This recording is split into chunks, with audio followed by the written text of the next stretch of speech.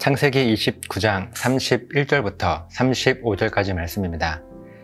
여호와께서 레아가 사랑받지 못함을 보시고 그의 태를 여셨으나 라헬은 자녀가 없었더라. 레아가 임신하여 아들을 낳고 그 이름을 르우벤이라 하여 이르되 여호와께서 나의 괴로움을 돌보셨으니 이제는 내 남편이 나를 사랑하리로다 하였더라.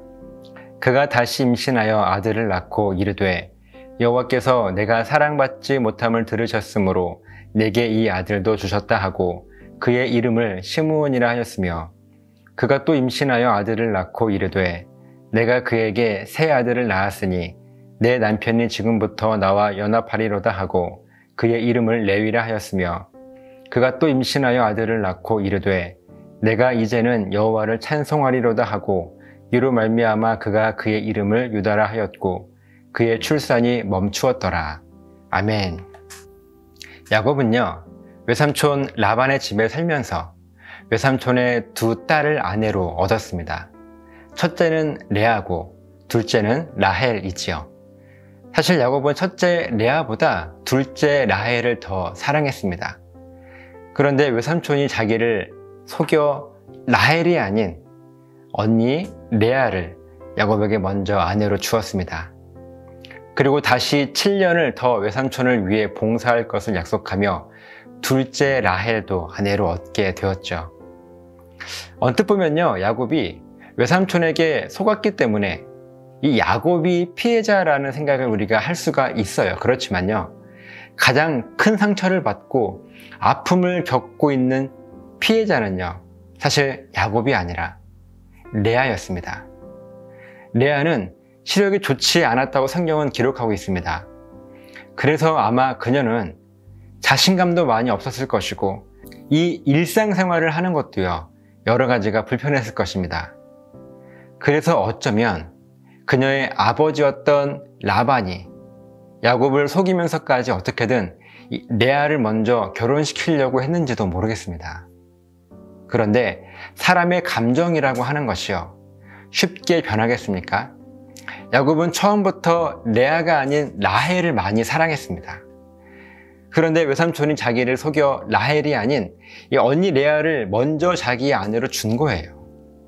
그리고 야곱은 자기를 속인 외삼촌을 향한 원망과 미움을 어떻게 했겠습니까? 바로 레아에게 그 모든 것들을 다 쏟아 부었던 거예요. 가뜩이나 눈이 어두워서 자신감도 극히 떨어지고 생활에 많은 어려움이 있던 레아였습니다.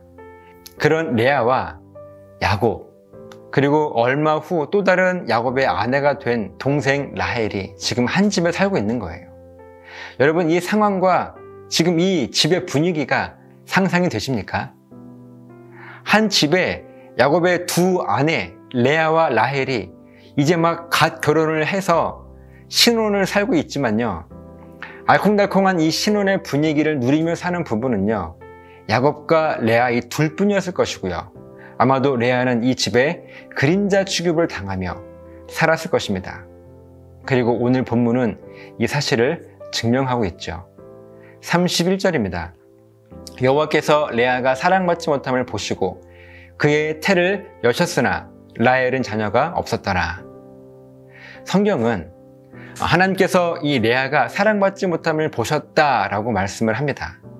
그런데 이때 사랑받지 못함이라고 하는 이 말의 히브리어 원어의 의미를 보면요, 단순히 남편에게 사랑을 좀 받지 못했다라고 하는 그 정도의 의미가 아니라 남편에게 증오와 멸시를 받았다라는 의미가 더 정확해요.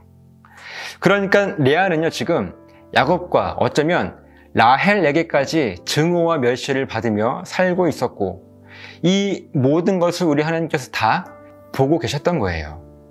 그리고 하나님께서 이 가정에 하신 일은요, 그렇게 멸시와 증오를 받고 살아가는 레아에게는 태의 문을 여시고 자식을 허락하셨습니다.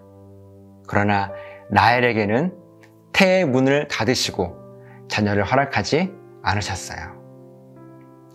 그렇게 레아는 하나님의 은혜로 4명의 아들들을 차례로 낳습니다. 그런데 이 레아가 아들을 낳을 때마다 한 고백들을 가만히 보면요, 왜 하나님께서 라헬에게는 태의 문을 닫으시고 레아에게만 자녀를 허락하셨는가 하는 그 분명한 의미를 깨닫게 됩니다. 32절을 보면요, 먼저 첫째 아들 르우벤을 레아가 낳고 한 그 고백이 여호와께서 나의 괴로움을 돌보셨으니 이제는 내 남편이 나를 사랑하리로다. 이제 하나님께서 나의 괴로움을 보시고 나에게 아들을 허락해 주셨으니 이제 내 남편이 나를 사랑해 줄 거야 라고 하는 바람을 고백하죠. 그런데도요, 야곱은 여전히 레아를 증오하고 있습니다. 그래서 33절에 둘째 아들을 낳고 고백한 그녀의 고백은요, 이렇습니다.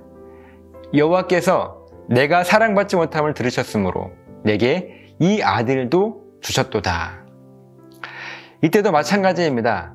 그저 남편에게 사랑을 받지 못했다라고 하는 이 정도가 아니라 남편 야곱에게는 증오를, 동생 라헬에게는 멸시를 받는 것을 우리 하나님께서 아시고 나에게 둘째 아들 시므온도 주셨다라고 레아가 고백한 거예요. 그런데도 역시 남편은 자기에게로부터 멀어져 있고 동생 라헬은 자기를 멸시하고 있었습니다. 34절에 셋째 아들 레위를 낳으며 한 그녀의 고백은요, 내가 그에게 새 아들을 낳았으니 내 남편은 지금부터 나와 연합하리로다. 이제 아들을 내가 셋이나 남편에게 낳아 주었으니 이제 야곱이 나를 사랑해 줄 거야. 이 바람을 갖는 거예요. 그런데 이 모든 레아의 바람은요, 단 하나도 이루어지지 않습니다. 그렇게 레아는 넷째 아들 유다를 하나님께서 낳게 하시죠. 35절입니다. 그가 또 임신하여 아들을 낳고 이르되 내가 이제는 여호와를 찬송하리로다 하고 이로 말미암아 그가 그의 이름을 유다라 하였고 그의 출산이 멈추었더라. 그런데 레아의 고백이 이전의 고백과는 완전히 달라지죠. 자기의 괴로움과 이 아픔이 치유받고 싶다라고 하는 그런 고백이 아니라, 남편이 자기를 좀 사랑해 주었으면 좋겠다라고 하는 그런 고백도 아니라, 그녀의 고백은요, 내가 이제는 여호와를 찬송하리로다. 하나님을 향한 그녀의 신앙 고백이 온전해지는 순간입니다. 그리고 그때 하나님은 레아의 출산을 멈추십니다.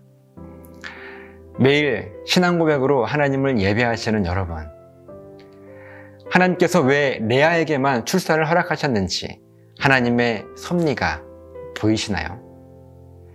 레아는 비로소 하나님의 은혜와 섭리를 선명하게 바라보게 된 거예요. 비록 눈이 어두워서 세상은 똑바로 볼 수 없어서 늘 멸시당하고 미움만 당했지만요, 이제 그녀의 영적인 눈은 환하게 열려서 남편 야곱이나 동생 라헬은 도저히 볼 수 없는 하나님의 은혜를 이 레아는 경험하게 되었습니다. 레아는요, 아무것도 영원하지 않은 죽음의 상태인 이 세상, 생명도 영원하지 않고 죽음도 영원하지 않은 이 죽음의 상태를 살아가는 이 세상에서 바라보아야 할 것이요, 세상적인 기준에 언제든 사라져버리게 될 행복이나 그런 기쁨이 아니라 영원히 사라지지 않을 그 영원한 하나님을 바라봐야 한다는 이 사실을 깨닫기 때문에 그녀가 한 고백은요, 나는 이제 사람에게 무엇인가 기대하거나 바라지 않고 오직 나에게 영원한 생명을 주시는 하나님만을 찬송할 거야. 나는 확실히 이전과는 다른 고백을 그녀는 하게 된 것입니다. 그런데 여러분, 레아가 단번에 이 고백을 할 수 있었던 것이 아니죠. 오랜 시간 동안 아들을 셋이나 넷이나 낳을 동안 그녀는요, 이 은혜를 깨닫지 못하고 여전히 괴로운 인생을 살고 있었습니다. 그러나 아무리 괴롭고 힘든 시간들이라 할지라도요, 하나님의 섭리는요, 레아의 인생 전체를 통틀어서 늘 운행하고 역사하고 계셨습니다. 저와 여러분이 이 믿음을 가졌으면 좋겠어요. 지금 내가 정말 견디기 힘들고 어려운 이 고통의 시간들을 보내고 있다 할지라도 하나님의 섭리와 이 충만한 은혜가 레아의 삶 가운데 늘 역사하셨던 것처럼 지금 내 삶에도 충만하게 임하고 있음을 믿음으로 바라보시고 결국은 이 세상의 것들을 기대하는 것이 아니라 하나님을 향한 신앙 고백이 충만해지는 간증만 여러분들의 삶 가운데 남겨지시기를 예수님의 이름으로 부탁을 드립니다. 기도하시겠습니다. 하나님, 어렵고 힘든 일들이 우리들에게 있습니다. 그것 때문에 참 많은 것들이 힘들고 고통스럽고 원망스러울 때가 너무나 많이 있었습니다.